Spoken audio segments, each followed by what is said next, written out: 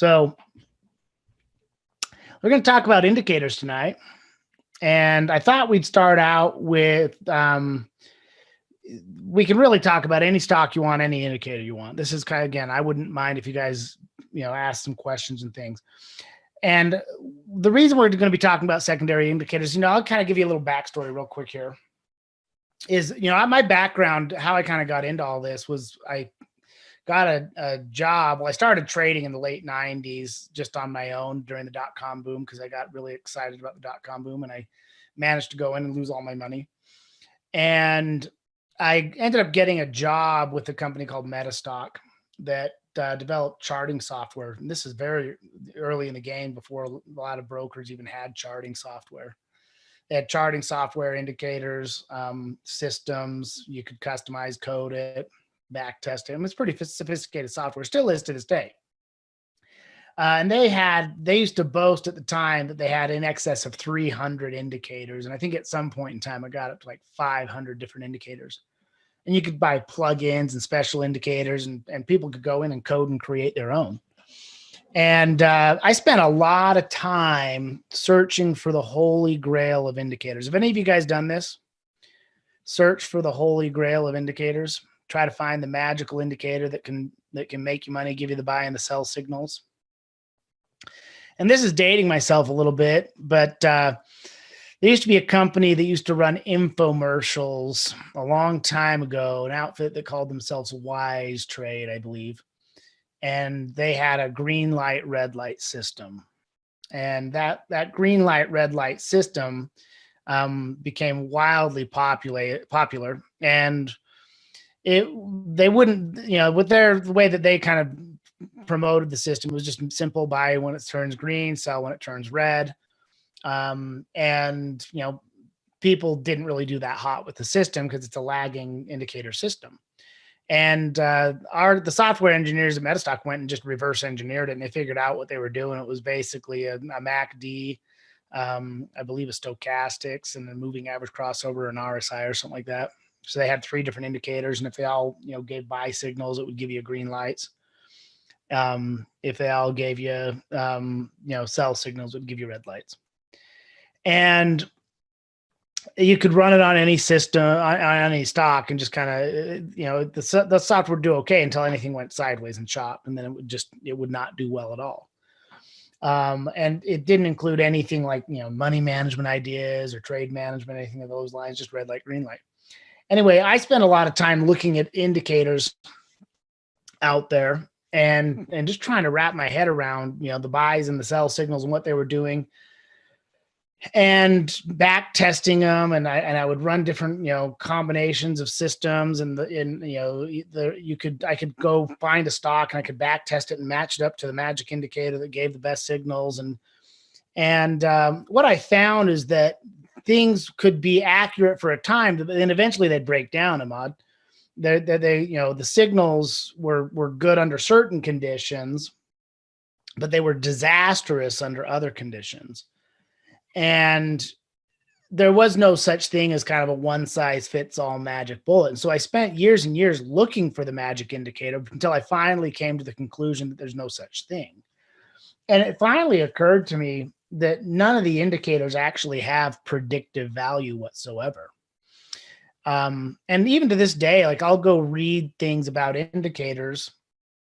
Like if you were to Google the definition of a stochastic, for example, very popular indicator, it'll tell you that it's a leading indicator in the little definition. And that's not true. There's no such thing as a leading indicator. It's just a fast lagging indicator. So indicators lag behind because they require the price and data to calculate, right? So did you get it, Sess? Are you seeing it yet? It took us a while to get it playing, but we are here and I do see it. So we had some technical difficulties at first. Yeah, it's streaming now. We're there. So hopefully everybody's seeing it. So what I'm going to do is I'm going to start out with a MACD indicator, which is probably one of the most popular indicators of all time. And just inside of Thinkorswim here, I'm on a daily chart, and they have a dozen different MACD indicators. And I'm going to go leave that. The default settings are 12, 26, and 9. And if you wanted to adjust those, you could. And it's measuring different moving averages. What MACD stands for is moving average convergence divergence. Moving average convergence divergence. And these numbers, 12, 26, and 9, I truly believe, I think they actually come from one of the original author of the MACD, who's a guy named Gerald Appel. You're not seeing it either. You're not seeing it yet, Ellen or Sess. Refresh your YouTube screen and see if that helps.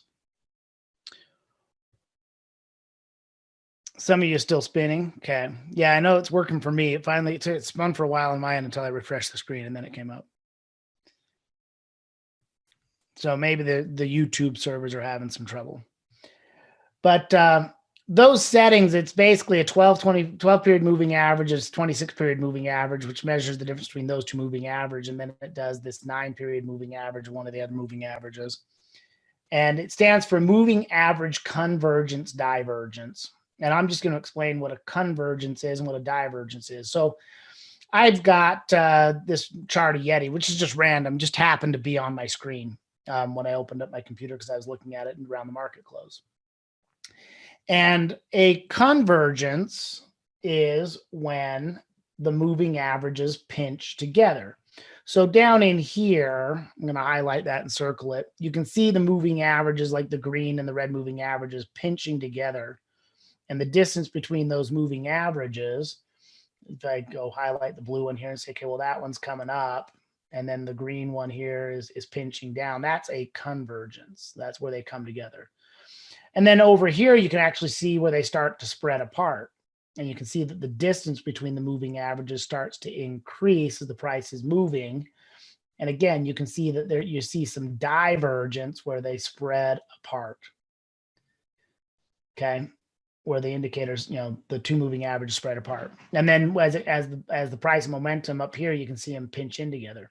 So you can see where the the green moving average is still climbing, and then the blue moving average starts dropping. And they pinch back together. So that's convergence, is when they come together, divergence when they go apart. And what that is good at helping us to see on the chart, if you can't already see it, is slowing momentum. They converge when momentum slows down. They diverge when momentum picks up. Does that make sense? So they converge when momentum slows down. They diverge when momentum picks up. And the MACD basically takes the concept of what you see up here on the moving averages and it turns it into an oscillating indicator. Now, I will say that there are basically 3 types of indicators. We could categorize them. Maybe 4. I mean, let me see if I can I'm just kind of doing this real time, just thinking out loud. I'll say that there's 4 kinds. The first kind is a price overlay. So price, I'm going to learn to spell one of these days. Price overlay. And that's things like your moving averages that go right on your chart. The second type of indicator I will call a price oscillator.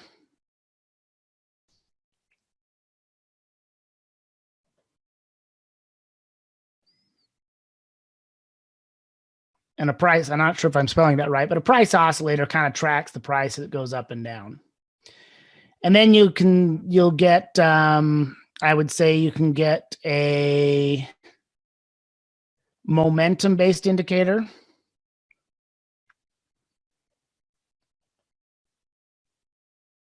And that tries to tell you whether the rate of change, and that kind of measures rate of change, which I'm going to call ROC, rate of change. And then you'll get probably the 4th category is envelopes, price envelopes.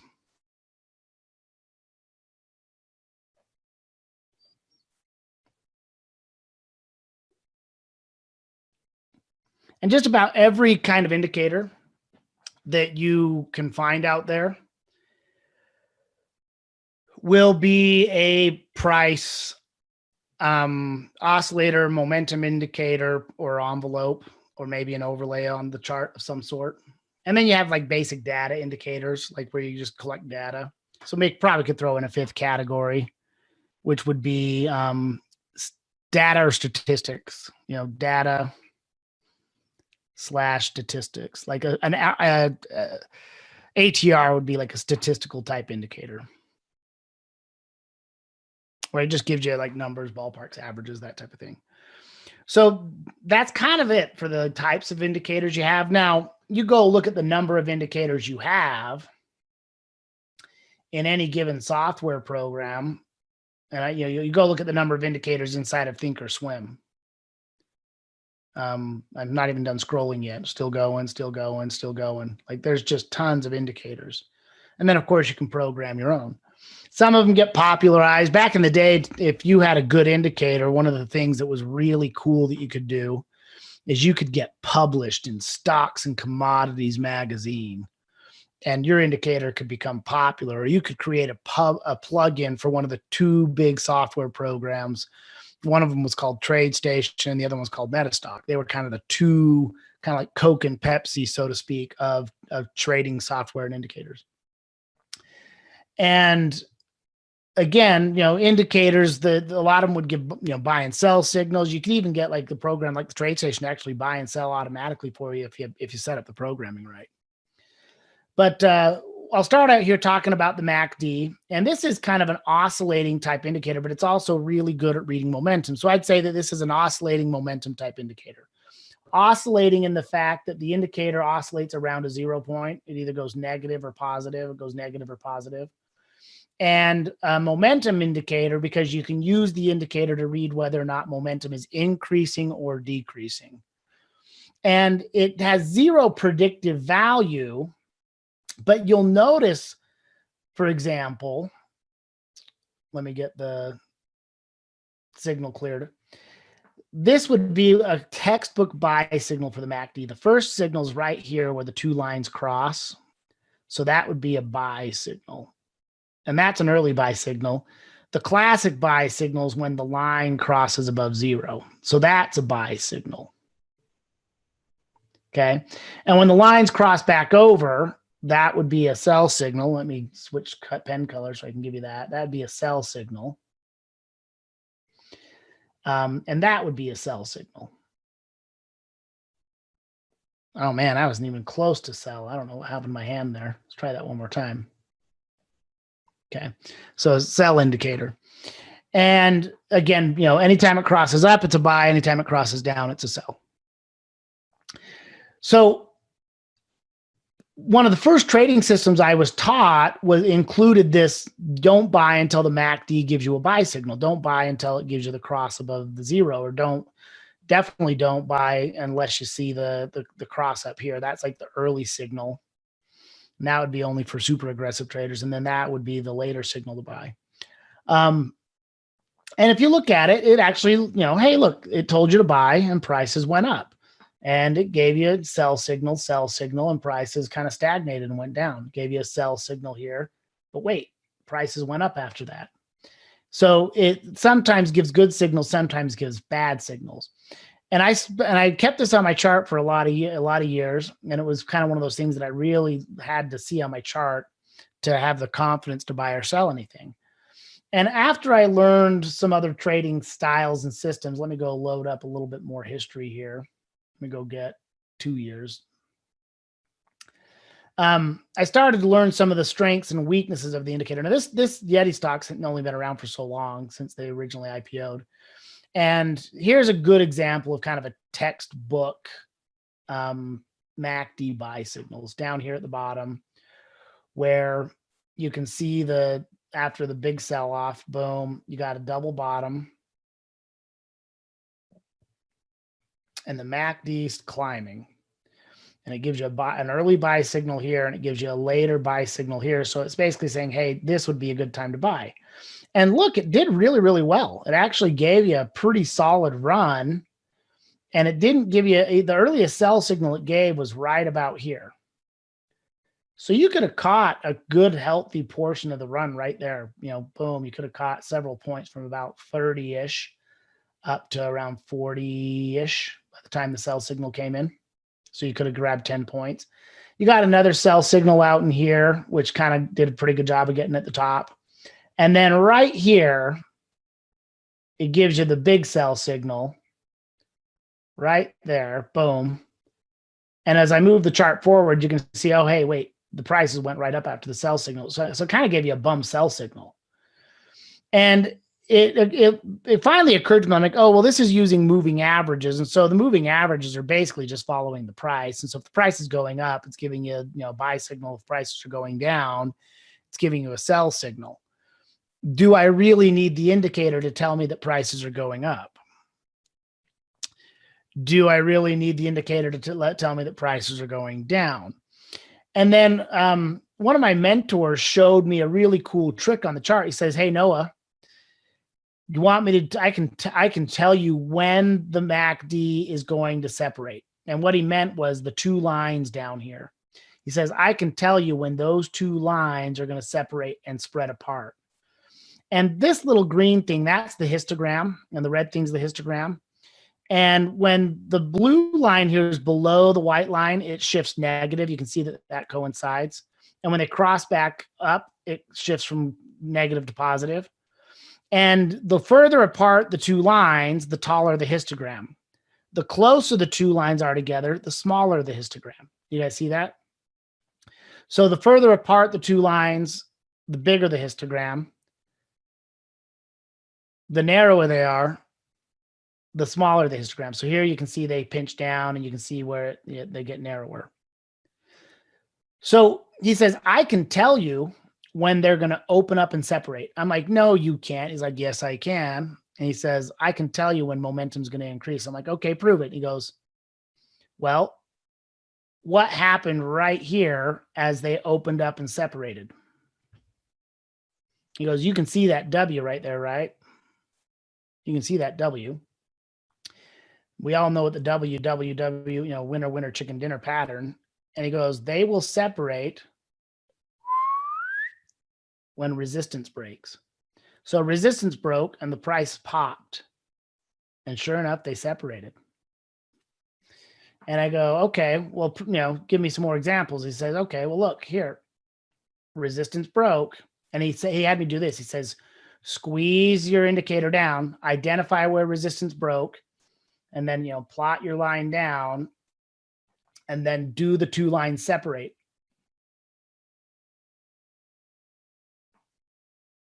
How good is that? So he says, on average, your momentum is going to increase when resistance breaks. So he says, you don't necessarily need the indicator to give you that prediction or to tell you that it's going fast. You simply know that if resistance breaks, there's a tendency for momentum to increase. And I was like, oh, that's pretty cool. That's really cool. And really all you really technically need to trade is price and volume. But having a secondary indicator, I kind of consider it like secondary confirmation. I love the MACD. I think it's one of the, if I were to, I give it to new traders and say, it's kind of like training wheels. Like, look, don't buy unless you're green. Don't sell unless it's red. That's a position trading indicator. And the one thing I figured out is, oh, that MACD is a really good position trading indicator. And if any of you have ever studied the Elliott wave cycles or the wave cycles in trading, the MACD is pretty good at capturing the wave cycle, not from the beginning to the end, but from really kind of where it establishes up to where it ends and breaks. And it's pretty darn good at giving you the buy signal, boom, and then eventually it gives you the sell signal. And it'll give up some of the top, like you'll end up giving up some of the top, and you won't catch the bottom, but you can capture a nice little healthy piece in the middle of the trend. And the biggest problem with it is the amount of time you're in the trade. Like if you bought when it gave you the buy signal here, and you sold when it gave you the sell signal here, and you kind of look at, well, okay, maybe you bought here at 30, and then you ended up selling it here at 45. You could have achieved the 45 back here 3 months earlier, 2 months earlier. So it gives up some of the bottom, gives up some of the top. And that's one of the problems with the lagging indicator. And then I noticed a flaw in the indicator. that had a timing issue where, like, if you got like just enough of a sell off, it would give you the sell signal just in time for the stock to kind of turn around and run back up. Or it would have a, it could get you into the trade, get you out if it went through a simple correction. Okay. And I was like, okay, so the indicator is not perfect, but it's pretty decent, and it's definitely certainly helpful if you can use it. And the biggest problem with the MACD is it's slow. Now, Sess, you're here, right? I don't know if Sess is still here, but Sess the other day showed me in our trading lounge an indicator where she was using the MACD 2 lines, I think, and you had different settings on it. And I can't remember where you told me you got them. You got the settings from somebody else you were following. And I've seen people use different settings on the MACD. And one of the other settings I've seen is people will speed them up and they'll use different settings. And one that I've seen that people like is 8 and 21 or 8 and 17. So like an 821 will give you a little bit faster signal. And the indicator didn't change much, but what it did is it put in the buy signal sooner. Boom, got you in a couple of weeks, like a week or so sooner. And it even got you out at a better price, got you out a week or so sooner. So I'm like, okay, so you can speed up the indicator and get a little bit different feel for it. I've seen people also use an 8 and 17 on the indicator instead of an 8 and a 21. And I'm like, well, where do you come up with the numbers from? And people say, oh, testing, back testing, that type of thing. And so there's really no guarantee that you can pick the magic setting, and you could go and sit and back test it, but you could back test it on one stock and get good results, but it wouldn't necessarily fit another stock as well. And so kind of using a one size fits all on the indicators is not bad. I like the 8 and 17 because it gives it a slightly faster read than it does with the 12 and 26. Now that might be more advanced than a lot of you need, or some of you might not even want the MACD indicator on your chart at all. The system that I was telling you about earlier that did the 3 green lights would also put on a stochastic. And a stochastic, like a full stochastic indicator, most softwares put it at 14 days. And Thinkorswim was the first outfit that I ever saw that would set it for 10 days. And they called this period %D and %K. And I'm going to change one of those here in a second after I apply it to the chart. And I'm going to edit one of those because I don't like the 10 days on %D, the %K. So this indicator here is tracking the closing price. And if you got really, really bored, you could literally do this. I could go say formula for stochastic.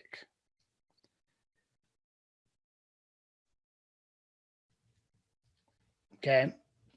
Formula for stochastic. And I'd get something that looks like this one here. %K equals the today's close minus the lowest low over however many days you put in there, divided by the highest high minus the lowest low for however many days you put in there. So the number of days you put in there, then times 100. And what that's trying to tell you is where's today's close compared to the lowest low in the last X number of days or N number of days. And where is that relative to the range, the highest high minus the lowest low? And this indicator was developed by a guy named George Lane. And George Lane used this as a commodity indicator, used it, to track corn. And so %K is the number of days. I like that. But the %D is a moving average of %K. And I like to set that at 3. And I like to set it at 3 or 5, one of those two numbers. And what that'll do is when I click OK and I let that tabulate, it's going to pull those purple and red lines together. Okay, so now what you get is when the red line crosses the purple line, that's a sell signal. And when a red line crosses above the purple line, that's a buy signal. And, I could possibly, change the colors on that to make it more visible type thing. Let me go do that. I'll make one of those colors on %D. I'll make that one yellow. I don't know if that makes it easier to read or not. But this is actually an indicator that's pretty good at capturing the small oscillations in price. So, prices go up, gives you a buy signal. Prices start to go down, gives you a sell signal. Prices start to go up, gives you a buy signal. Prices start to go down, gives you a sell signal. And this indicator is pretty good at giving you the little buy and sell on the oscillations. And it was originally written for like a commodity like corn. And let's see if we can go find the symbol for corn real quick. Futures. Okay. Corn, a commodity like corn has a tendency to get range bound. And let me highlight and zoom in just on one or two areas of the chart.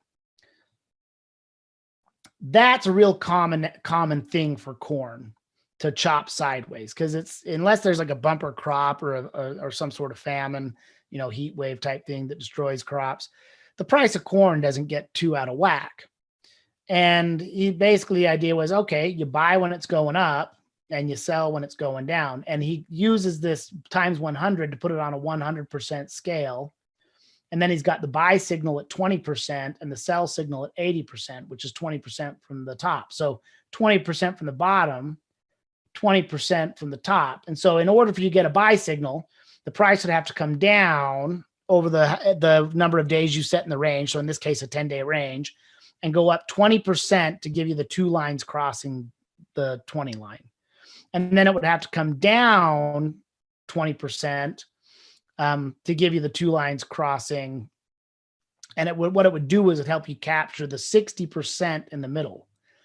So the whole idea behind the indicators, you can't catch the top, you can't catch the bottom, but you can probably catch the 60% in the middle. Does that make sense? So this oscillator is designed to give you fast buy and sell signals, and the MACD gives you slow buy and sell signals. And the original, idea behind putting these types of systems together is, well, you can get the fast signal that tells you to buy when you get a bottom. And, again, we can go back to Yeti because I add that nice little double bottom. And you can say, okay, I got a green light from the stochastics and I got a green light from the MACD. That's the system to buy. The biggest problem you'll see with the stochastic is when stocks trend, it wasn't really written for trending stocks. It was written for sideways oscillating stocks like that. And it has a real big flaw in the sell signal. It's not bad at picking off the bottom. It did a great job of picking off the bottom down here. And the original default setting was 14 days on the stochastic. So this one's a little faster. If I were to go slow it down to 14 days, you'd get a slower indicator that didn't give as many buy sell signals. And I'll slow this out to 8 and 5, or 14 and 5, so you get a little bit more clear lines. You can see the buy and sell signals. So, did a pretty good job of nailing the bottom. Like, boom. It nailed that bottom, did it not? And eventually, it nailed one of the tops. Did a great job. And the MACD, caught there, gave you a buy signal, gave you a buy signal, gave you a sell signal, was really late given the sell signal over here. Now, the biggest problem with the stochastics is, look, as it's trending up,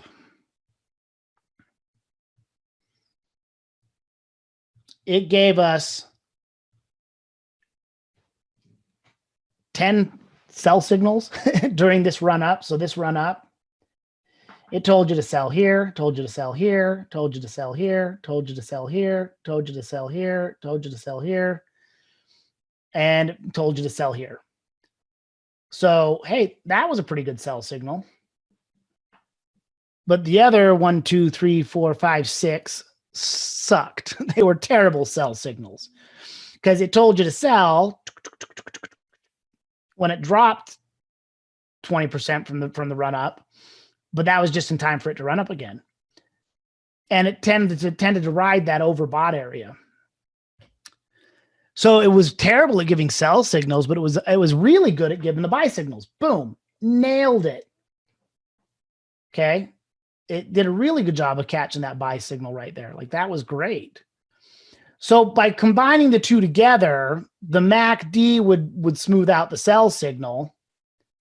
And the stochastics would give you a confirmation buy signal on bottoms. It was good at bottoms, but terrible at tops. Is this interesting at all, guys? Just curiosity. Is this something that you find interesting?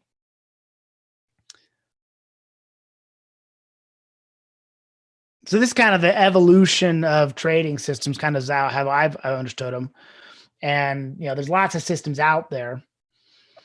But you could also come in and start combining your moving average and saying, okay, well, hey, I'll buy when the stock price is trading above, you know, the 20-period moving average, and I'll sell when it violates the 20, you know, gives me a sell signal on the MACD, gives me a sell signal on the stochastic. That's a good position trading system that would keep you in waves that run like that. Okay. Where the system would be terrible is in stuff that chops sideways. So like if I were to switch over to like AT&T, where it's been chopping sideways for months now, and we were to look at some of the buy and sell signals, like it turns to mush. Like the MACD turns to mush down in here. And the stochastic did okay. Like you got pretty good little buy and sell signals on the stochastic. And one of the things that when I slowed it down to 14 days, that was the default setting that was developed like way back when that indicator was first written. And I will throw them on my chart for classes like this, and I'll put them on charts sometimes. But if you were to give me a chart, Kev, without the indicators on it, I've looked at so many charts with the indicators on it, I could ballpark a drawing for you of what the indicator would look like. If that makes sense. Like I know these indicators well enough that I literally, and that's not to brag, it's just to tell you, unfortunately, that I've looked at a lot of charts in my life and I have a good feel for the indicators, and I could ballpark, you know, what the MACD would look like if you gave me a piece of scratch paper. And I might get the drawing a little bit off, but I'd be in the ballpark. And you know, when I learned the idea of like slowing momentum, increasing momentum, I'm going to go back in time on Apple and focus on this old portion of the chart back here.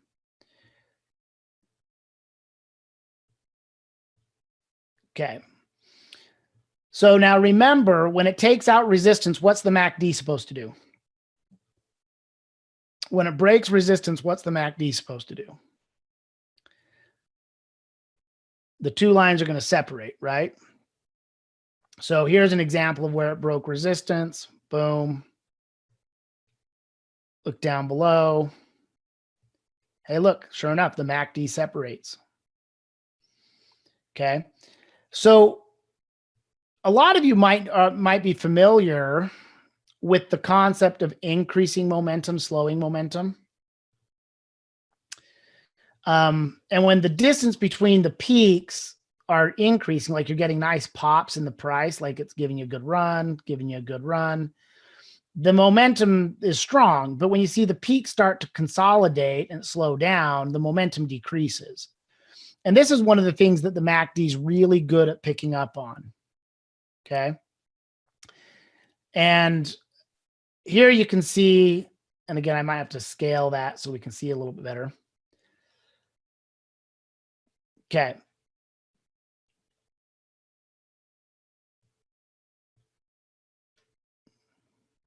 We'll go with strong momentum, slow down, strong momentum, slow down, reversal. Okay. So let me highlight the slowdowns in red, and we'll keep the strong momentum areas in green. Whoops, that green's not bright enough. So strong momentum, reversal, strong momentum down. Okay, now as I pull up the MACD here and squish the chart down, you can see you get really good angle and separation out of the indicators. And then when the momentum slows down, the histogram drops, boom, and shifted negative, and the two lines pinched and crossed. And then right when the momentum picks up again, boom, the histogram gets tall, the two lines separate. And then right out here where it slows down again, they pinch together and then they drop, and it shifts from positive to negative. Now, when it really got ripping to the downside, like it did out here, you'll see that you get lots of angle and separation to the downside and big red bars to the downside. So it's really, really good at reading momentum. Yeah, that's divergence is when they split apart. So again, it's where the two lines separate and the histogram gets tall. And you see in the two lines separate and the histogram gets tall. And what it tells you is that momentum has increased. Okay, momentum has increased. When you see the pivots start to consolidate and you see the slowing momentum on the chart, you'll see the indicator dropping. So if you give me a chart that looks like this, where I can see the distance between the peaks, here's a resistance, here's a tiny resistance, here's a tiny resistance, here's a tiny resistance, and then the resistances start slowing down out here. I know that the MACD is going to be pinching together and crossing. And so you're going to see a MACD that's going to look something like, it's going to pinch together and cross. And you're going to see them pinch together and cross somewhere in there. And that's exactly what you see down below. And then the histogram will shift from positive to negative when they cross. But this is really, really common. Now check this out. Okay. So the market drops really hard, boom, and it hits this first pivot right here. And then it drops hard again, boom, and it hits this pivot right here. And then it starts to drop again, but it comes in higher. But I want you to notice something about the histogram. The first pivot to the second pivot there. Now, what happened to this? Even though this went lower and this went higher, that is called oscillator divergence. And anytime you see the distance between the support zones, basically what it did is it dropped a lot and then it dropped a little less. So the distance between this support pivot and that drop, boom, to this one to the next support pivot, it wasn't as big. And so the histogram starts to rise. So you'll see the histogram rise. And then as I rescale this, you'll see the bottom here. You can even see the stock chart still trending down, and the indicator will start turning up. And so let me go rescale this. So that histogram right there is telling me that there's a slowdown. And then again, as you put in the kind of the inverted head and shoulders type pattern there, you see it already shifting to positive, and then it gives you a green light signal right here as it starts to break above resistance.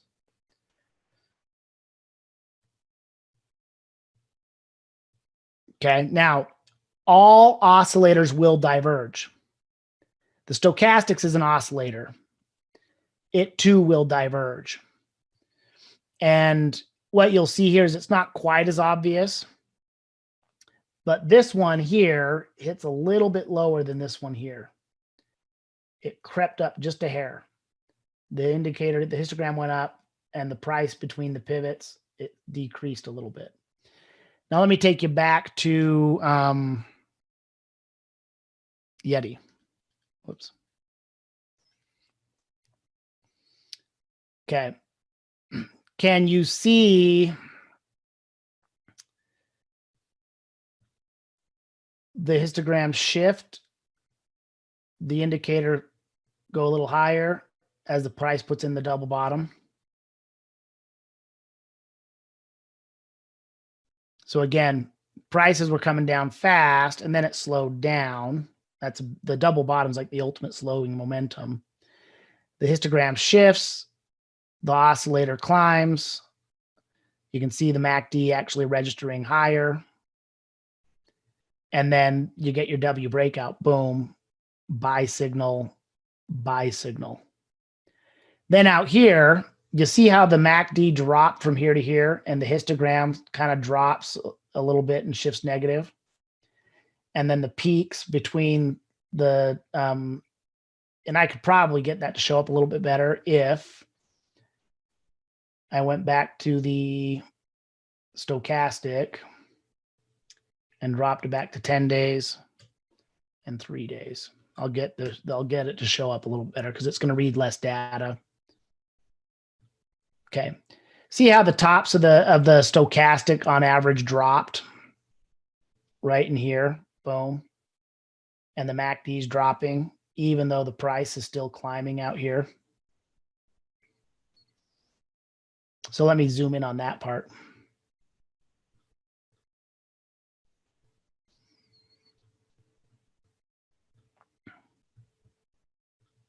Okay.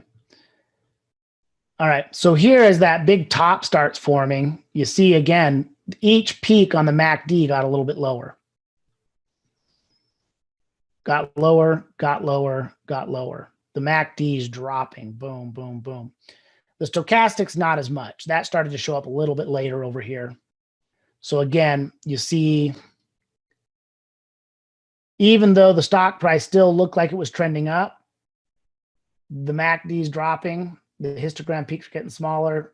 The stochastics peaks are even registering a little bit softer, but not much.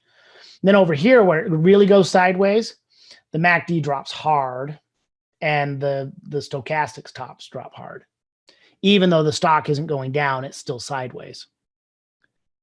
So that's called oscillator divergence. And anytime you see slowing momentum, and just to make sure we're clear on what slowing momentum is, a slowing momentum pattern is basically where the distance between the peaks are decreasing. And whenever you see the distance between the peaks,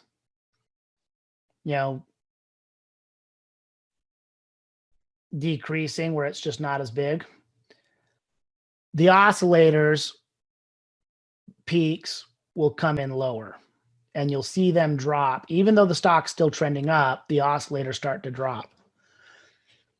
You'll see that 9 times out of 10, when you have a clear slowing momentum pattern, you will see oscillator divergence. So coming back to your question earlier, do I keep them on my chart, Kev? No, I don't necessarily need to because I kind of have an idea of what they're going to look like. And I can spot the slowing momentum on the chart. I do throw them on there. I keep the moving averages on there for sure. And I'll occasionally throw on an oscillator, but one of the oscillators I like to use rather than the stochastics for buy and sell signals, because I don't think I really need the stochastics for buy and sell signals. If I just use a simple like candle confirmation, I like to use the Rsi indicator. So I'll set up where I can say, put on an Rsi indicator, and it's got a, kind of a 14-day setting. And I use that just to help me see if it's overextended, overbought. And so I'm not running into a trade after it's overheated. And an RSI was actually written by Wells Wilder, the same guy who wrote the ATR. And he used it as an oscillating indicator to help read overbought and oversold. And the stochastics guy kind of got the idea for the stochastic from the RSI. And then there's a couple of other guys who took the stochastic and the RSI, combined them together into a stochastic RSI, which you can go find a Stoch RSI inside your TOS. And it's kind of an oscillator that marries the two. I don't care which oscillator you use, but an oscillator can be helpful for helping you avoid overbought oversold situations. And so what I look for on the RSI is overextended, and I'll watch for divergences. And I have a general rule on breakouts. I don't buy breakouts when the RSI is overbought. I want the RSI to be above 50, but not over 70 on a breakout. And for a breakdown too, I want the RSI to be below 50, but not below 70. If it's below 70, it's probably overextended to the downside. Now, I think I also have a chart here somewhere with Bollinger Bands on it and a Keltner channel. I'm going to go switch the Keltner. These are both envelopes, but envelopes, the basic idea behind an envelope is the Bollinger Band is really popular because it tells you what the standard deviations are. So it does a 20-period exponential moving averages and then measures 2 deviations up and 2 deviations down. And one of the most popular systems in the world is the RSI and a Bollinger Band combined. And what you look for is when the RSI pokes out the top and the Bollinger Band reads overbought, you expect a revision to the mean. It reverts to the mean, reversion. When you see it poke outside the top of the band, you expect a reversion back to the mean. So you can see a poke out of the band, but it not get overextended, and you still may get a reversion to the mean, but you don't necessarily see it like this, where it gets overextended, pokes outside the band, and it reverts at least to the blue line. And I'm on a 1 hour time frame there, but you could use this on any time frame where you could watch out for a good classic sell signal to take profits would be, hey, RSI overbought, poked out the top of the band. That'd be a good sell signal for a short-term trader. RSI overbought, poked outside the top of the band. I could speed up the RSI from 14 days to 10 because that's this actual statistical average of number of days in a swing cycle is 10. And I can probably get that to give me a few more reads. Pokes outside. How would that be for a buy signal right there?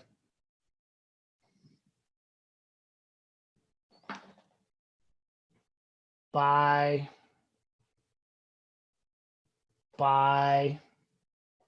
You would have nailed the bottom and it would have caught the top. Boom. For a sell.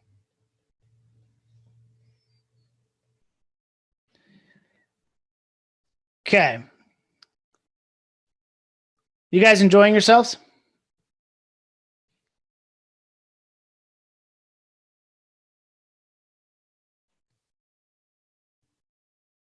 I know I am. Hope you guys are enjoying this.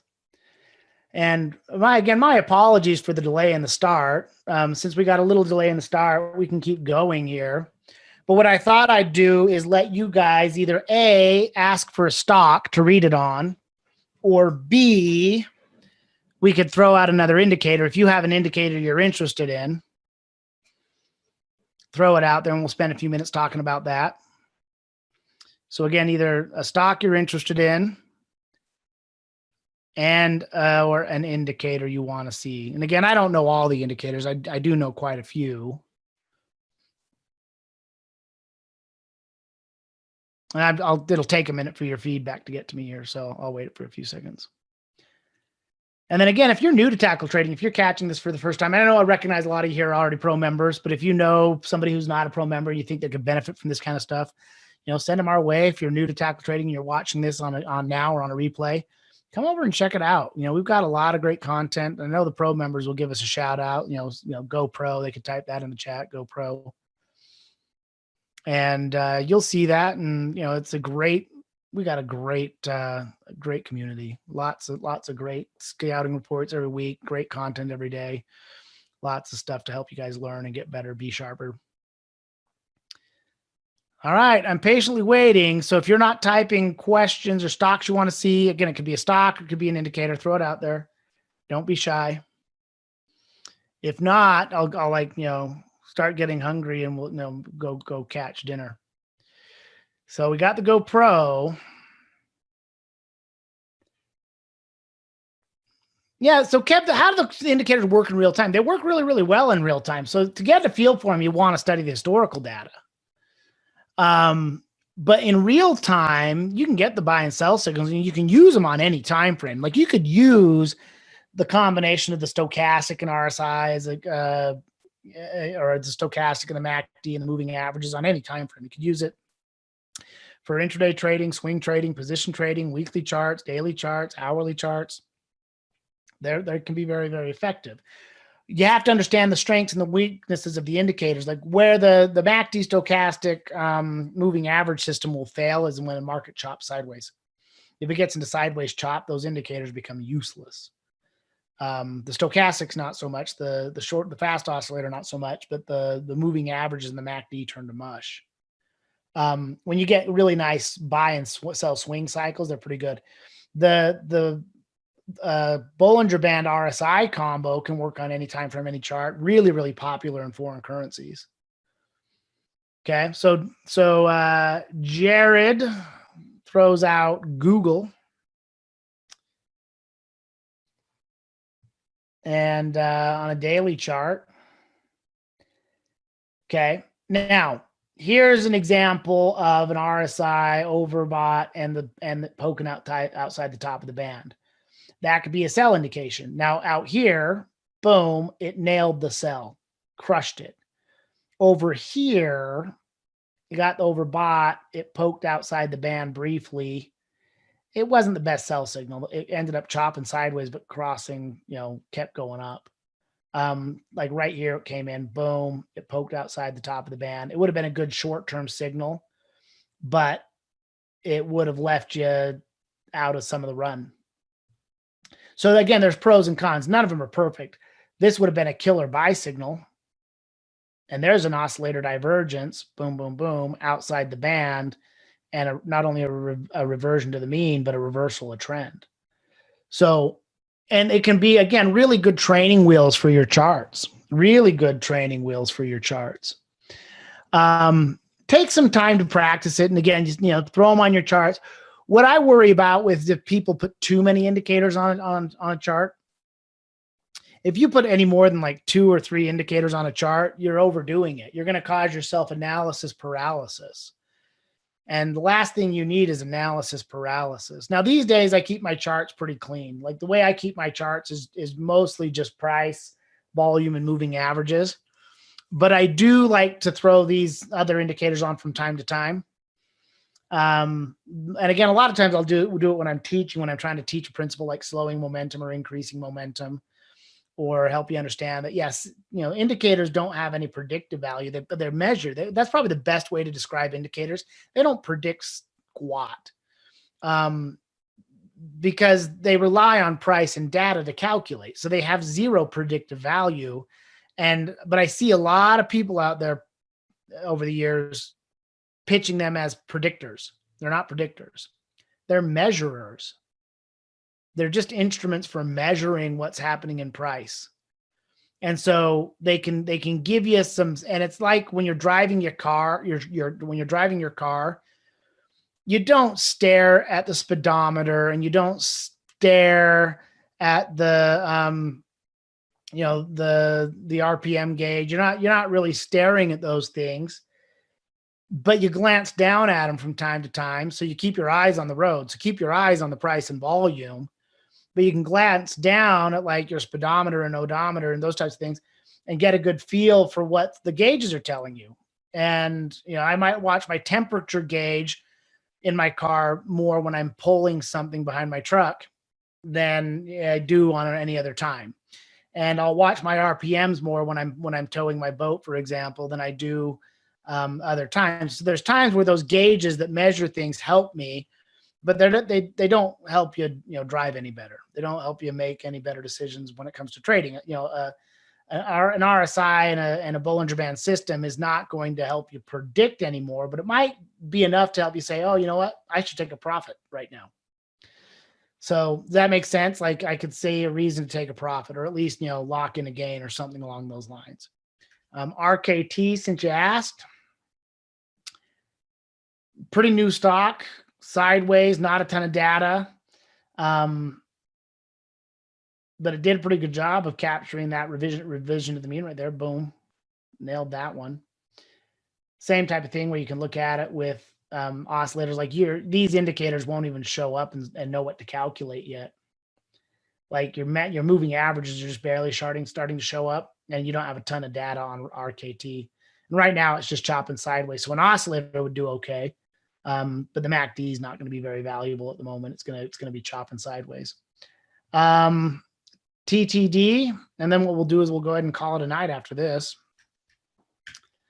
TTD. I like the setup on this chart. Just from the chart setup, the gap up and the pull back down, kind of a pullback. This is one where I wouldn't rely on indicators for any readings. But look how good the MACD stochastics combo did on the sell signal back here. It wasn't too bad where you saw the histogram drop, sell signal kick in. This one came a little bit later, right here when it dropped and violated the 9. Could help you catch that bottom. Then you got a confirmation buy, cross back up buy. You might have been able to catch that, but then I wouldn't have bought right ahead of earnings. So this is one I would just treat as a typical pullback, and this is where it might come in handy. Ready for this one? This will be our last idea for the day. How do I know if trade desk is done going down? I got 3 candles down and a harami. Doesn't help me much on this time frame, but what if I dropped it down into a 15-minute time frame over 5 days? Okay. Double bottom, cross back up above the 9 and the 20. That's a buy signal.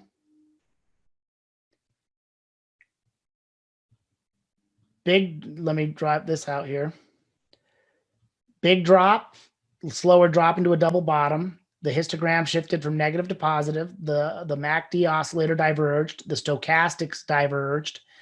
You got a crossover signal buy here. You got a buy signal here. And across the moving averages, you're getting a buy signal here. Now, that's on a 15-minute chart. If I were to back this out to a 30-minute time frame, okay, there's your W. This is just giving you the 2 lines crossing buy signal, and this one gave you a signal earlier. And I personally would be like, I'd buy it above this little consolidation if you weren't already considering it, like put in a buy order here above. That's just the daily candle high, and then maybe a stop loss down here below support. But you can use them down on that time frame to help give you buy sell signals. Yeah, prettiest double bottoms occur in textbooks, Samad. Ugly double bottoms sometimes occur in real time on your charts when everything doesn't look like it. And that's a lot of those are skewed because of the gap, but that you can find good value in those things there. Hopefully that was helpful. Did you guys enjoy yourselves tonight?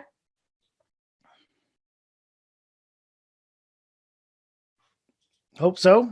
And again, good deal. I really, really hope, again, if you're new to tackle trading, you're watching us for the first time, come hang out with us. This is great stuff. We do this stuff all the time.